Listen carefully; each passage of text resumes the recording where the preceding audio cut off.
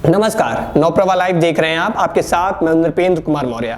आज मैं आपके सामने एक बहुत ही गंभीर विषय को लेकर के मौजूद हूं, जो सरकारों पर सवाल खड़ा करते हैं, सरकारों पर प्रश्न चिन्ह करते हैं, उनकी नीतियों पर प्रश्न चिन्ह करते हैं, उनके कामकाज और उनके व्यवहार पर प्रश्न चिन्ह करते हैं। दिल्ली एनसीआर में वायु प्रदूषण ने एक तरफ ऐसा माहौल बना दिया है कि लोग घरों में रहने को मजबूर हैं, विद्यार्थी घर से पढ़ने को मजबूर हैं।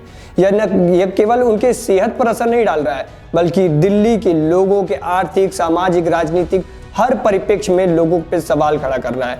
ट्रेनें लेट हो रही हैं, फ्लाइट लेट हो रही हैं, तरह तरह के कारोबारों को बंद कर दिया गया है, लोग घरों से काम कर रहे हैं, निर्माण कार्यों को बंद कर दिया गया है। यातायात एक बुरा सपना बन चुका है। और इन्हीं सभी को देखते हुए आज कांग्रेस के सांसद शशि थरूर ने एक बहुत बड़ा प्रश्न खड़ा कर दिया। उन्होंने कहा कि अब समय आ गया है कि दिल्ली यानी देश की राजधानी को बदल दिया जाए, उसको चेन्नई या हैदराबाद कर दिया जाए। लेकिन सरकार इस मुद्दे पे चुप क्यों है? ये सरकार का जो चुपचाप का रवैया है, ये क्या कहता है? दिल्ली में स्कूलें बंद हैं, कॉलेजेस बंद हैं, लोग घरों से काम कर रहे हैं, प्रदूषण का इतना आलम हो गया है कि लोग घर से निकलने की कोशिश ही नहीं कर रहे हैं। दिल्ली में ग्रैब 4 लागू कर दिया गया है। सुप्रीम कोर्ट ने सरकारों को कहा है कि जब तक सुप्रीम कोर्ट आदेश नहीं करेगी तब तक सरकारें ग्रैब 4 नहीं हटाएंगी। लेकिन क्या ये एक दीर्घकालिक समाधान है? हर सालों की यही स्थिति है। हर साल जब प्रदूषण बढ़ता है तो 999 पार कर जाता है एक्यूआई लेवल। लेकिन क्या सरकारें हर बार यही काम करती हैं? सरकारें हर बार यही चीज करती हैं? क्या स्कूलों को बंद कर देना, कॉलेजेस को बंद कर देना, वर्क फ्रॉम होम कर देना एक दीर्घकालीन समस्या का समाधान है? क्या इसी तरह हर सालें होती रहेंगी? ये सरकारों पर एक बड़ा प्रश्न चिन्ह खड़ा करता है कि सरकारें किस तरह की नीतियां निर्धारण कर रही हैं, सरकारें क्या काम कर रही हैं। क्या जब हर साल प्रदूषण ऐसे ही आएगा तो क्या हर साल सरकारें मुंह छिपा करके ऐसे ही बैठ जाएंगी? वो यही कहेंगी कि हम कुछ नहीं कर सकते, हमारे पास कोई सुविधा नहीं है, हम स्कूल कॉलेज बंद करके ही नीतियों का निर्धारण कर सकते हैं। वो मात्र एक काम कर रही है समाधान के नाम पे, कृत्रिम बारिश। क्या कृत्रिम बारिश करने से रुक जाएगा? क्या सरकारों के पास ऐसे संसाधनों की कमी है जो एक दीर्घकालीन समाधान को खोज सके?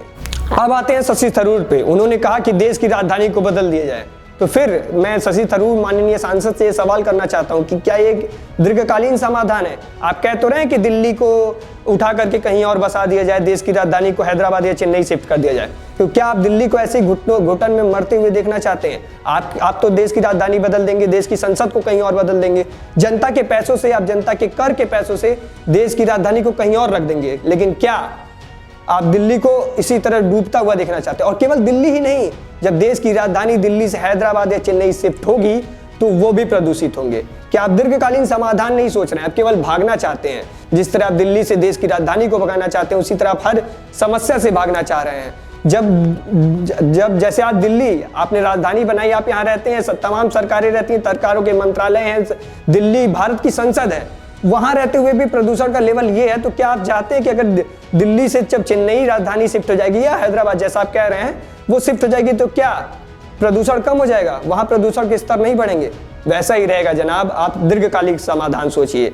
ये छोटे मोटे भागने भगाने से इस प्रदूषण का समाधान नहीं है। और दिल्ली केवल एक ऐसा अकेला शहर नहीं है जहाँ पे प्रदूषण है। अभी हाल ही में राजस्थान के कई शहरों में स्कूलों को बंद कर दिया गया। क्यों? क्योंकि उसका कारण है प्रदूषण। फिर प्रदूषण के कारण से राजस्थान भी बंद कर दिया गया। राजस्थान में स्कूलों कॉलेजेस को बंद कर दिया गया और 30% कर्मचारियों को वर्क फ्रॉम होम दे दिया गया। इसका भी कारण है प्रदूषण। और केवल राजस्थान दिल्ली की बात नहीं, पूरा उत्तर भारत इस समय प्रदूषण के जाल में फंसा हुआ है, प्रदूषण के झमेले में फंसा हुआ है। आपको एक दीर्घकालीन समस्या का समाधान ढूंढना होगा, चाहे वो केंद्र सरकार हो, चाहे दिल्ली की आम आदमी पार्टी की सरकार हो। आपको एक कदम उठाने होंगे और केवल आप जनता पर यह दबाव नहीं डाल सकते कि हमारे पास कोई सॉल्यूशन नहीं है, आप गाड़ियों का उपयोग ना करिए, ऑड इवन लागू करिए, ये कोई समाधान नहीं है। आपको एक दीर्घकालीन समाधान ढूंढना होगा। जैसा कि आप कहते हैं कि दिवाली के बाद प्रदूषण बढ़ जाता है, वाहनों का चलना है, पराली का जलना एक प्रदूषण का मुख्य कारण है। लेकिन हर बार दिवाली के बाद जब प्रदूषण में इजाफा होता है और सरकारों को ये पता रहता है कि दिवाली के बाद प्रदूषण बढ़ेगा, तो क्या सरकारों के पास नीतियां निर्धारित करने वाले संसाधनों की कमी है, उन अफसरों की कमी है जो ये तय कर सके 6 महीने पहले से कि इस बार जब दिवाली आएगी तो दिवाली में दिल्ली के लोगों को वो प्रदूषण नहीं झेलना पड़ेगा? लोग मर रहे हैं, कई लोगों के आंखों में जलन है, चश्मे लगा के घूमने पड़ रहे हैं, लोग 24 घंटे मास्क लगा करके घूम रहे हैं। तो क्या आप चाहते हैं कि दिल्ली के लोग ऐसे ही मरें? दिल्ली का ये प्रदूषण अब एक सिर्फ पर्यावरणीय नहीं बल्कि प्रशासनिक और सामाजिक विफलता बन चुका है। ये विफलता है उन सरकारों की जो हमेशा दावा करती हैं कि हम जनता के लिए बड़े बड़े काम करेंगे। आपने जनता के आर्टिकल 20 राइट टू लाइफ का हनन कर दिया है। लोग सही से दिल्ली में जी नहीं पा रहे हैं। आप तो राजधानी को कहीं और शिफ्ट कर लेंगे, आप तो कल कहीं और चले जाएंगे, लेकिन दिल्ली की जनता जो सालों 20 साल 25 साल 50 साल से यहाँ रह रही है, उसे आगे भी 20 साल 25 साल 50 साल रहना है।